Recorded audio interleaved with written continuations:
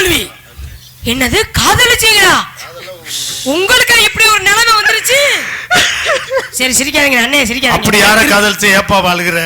இல்ல இல்ல, உயிருக்குற ஒரு பிள்ளைய காதலிச்சு 7 வருஷமா. அப்புறம் என் கண்ணீரால அந்த புள்ள பாதத்தை கழுவுடு. எங்க புண்ணியவா? ஏன் அப்புறம் என்ன பிரச்சனை? ஏப்பா என்ன பிரச்சனை? அந்த வீட்டுல அவங்க அம்மா அப்பா எதுவும் பிரச்சனை பண்றாங்களா? கூட பிறந்த சகோதரன் யாரும் பிரச்சனை பண்றாங்களா? அவங்க கல்யாணம் பண்ணிக்க சொல்றாங்க. அத்தைமையா மாமாமையா யாரும் பிரச்சனை பண்றாங்களா? இல்லையே, யாருதாயா பிரச்சனை பண்றா?